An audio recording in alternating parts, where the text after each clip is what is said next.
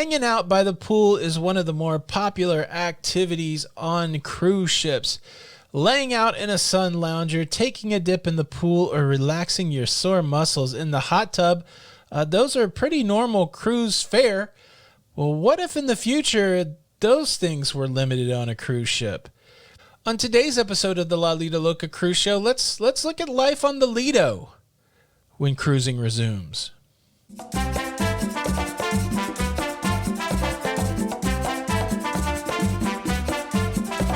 Hey, what's up, everybody? Welcome back to the show. It's July the 6th. I think on the last show I said it was sometime in January. Look, January, July, they both start with J's. You know what I'm talking about. I should get some sort of... That's in the past. July the 6th. Welcome back. Hope everybody had a great holiday weekend. If you celebrated a holiday here in the United States, if you just had a normal weekend around the world, I hope that was great for you. If you enjoy that cruising and travel content, please consider subscribing to the channel with the notification bell on. That way you don't miss out on any of the episodes.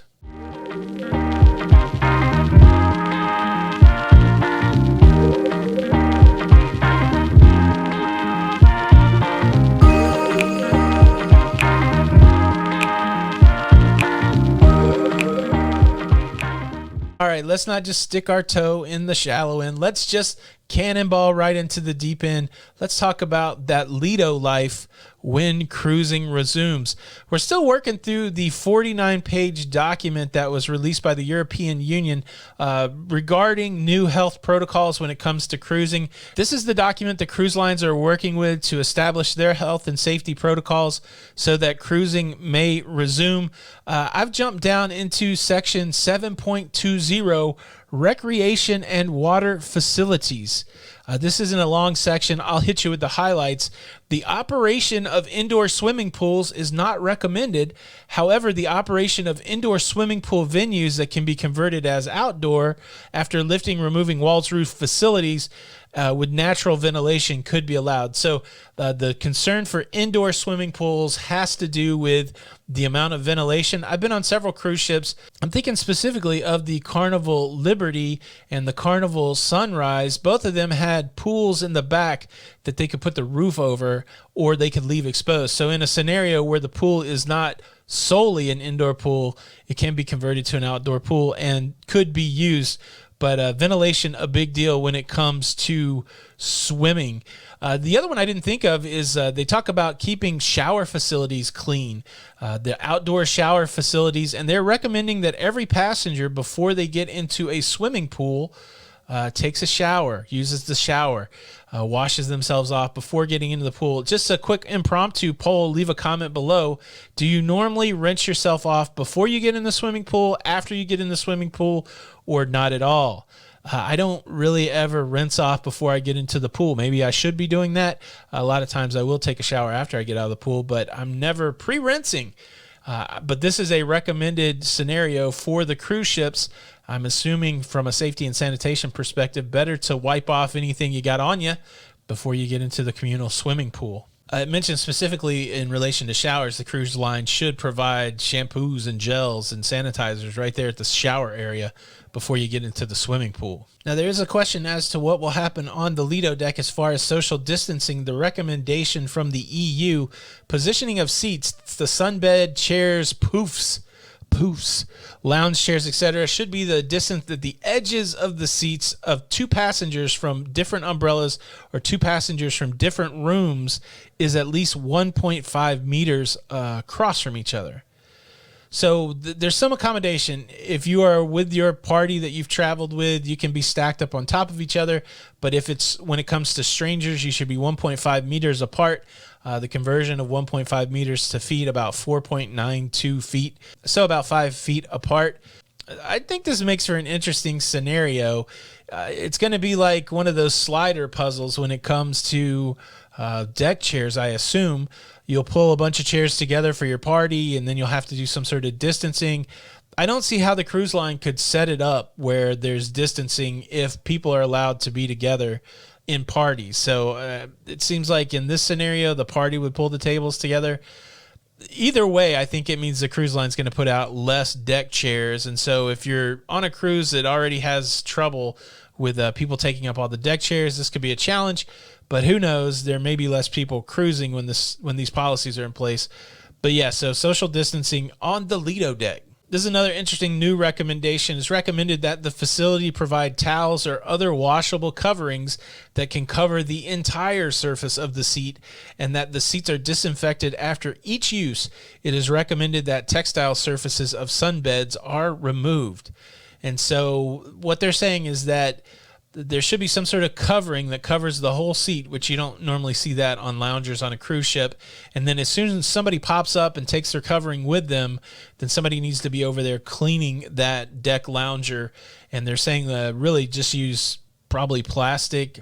Textile refers really to anything cloth. So I was on the Caribbean Princess.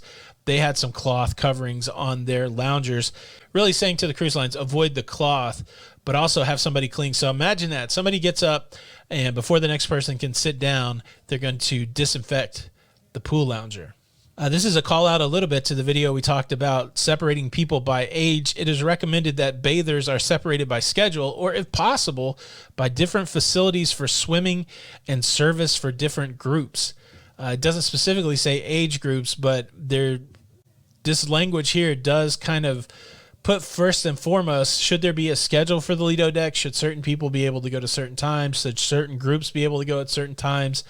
This could make cruising interesting if you're used to just going with the flow, popping out whenever you feel like going to the pool. Now what if only the even numbers can go on the even hours and the odd numbers can go on the odd hours?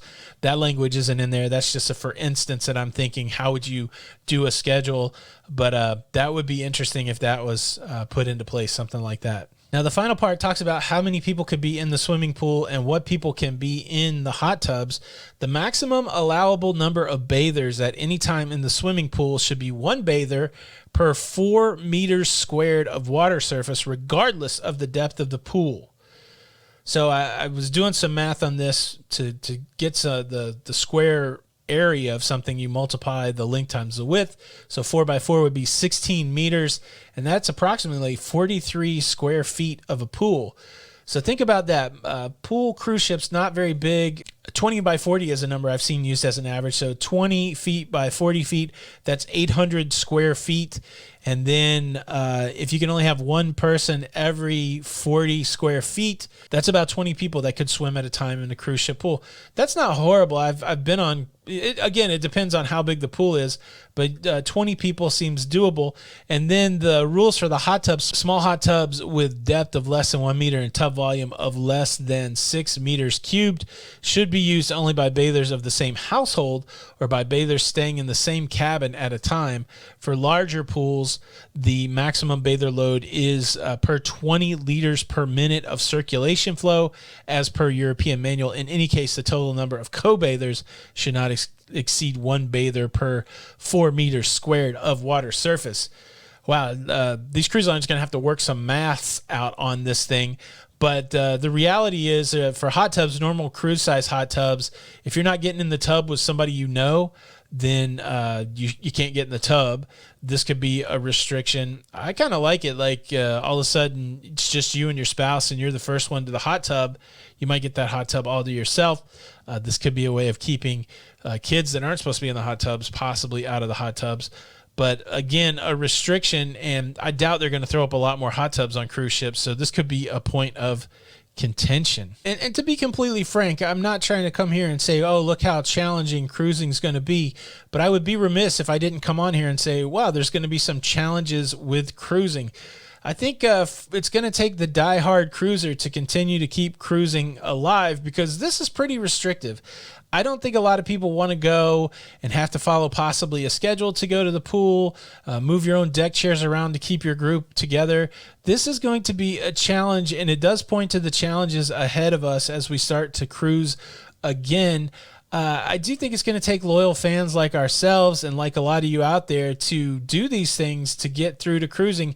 But I don't think that your average run-of-the-mill vacationer who's trying cruising for the first time, I don't think this is going to be a great experience for them. Hopefully, we can keep putting the message out there and letting people know this isn't normal, just the steps that we're going through to get back to cruising. And hopefully, as time goes on, these will be restrictions that can be lessened or changed. But again, it's all dependent on what's going on with the health situation in the world. Again, these are recommendations from the European Union toward the cruise lines so that they can determine how they're going to cruise again in the European market. This is not indicative of what the guidelines are for the United States. We don't have guidelines yet for the United States. It would not surprise me, though, if many of these guidelines made their way to the United States. The cruising is not that much different between here and there. Health is not that much different between here and there. So it wouldn't surprise me if some of these recommendations did bleed over. If you were cruising to the Caribbean and these were the pool rules, would this be a bummer, or would this be okay news, something you can handle while you go cruising again? There's still a lot more to go through in this document, and there's always a lot going on with cruising. If you would like to stay caught up, please stop by Lido Loca Daily. You can catch my wonderful wife and I live on Sundays at 2 p.m. Eastern. And come talk cruising on Facebook at the Lido Loca Cruising Community, the hottest, sexiest, coolest, I don't know, I'm just throwing out adjectives, Facebook group on Facebook. My name's Tony. Thank you so much for stopping by. Show your support by hitting the like button.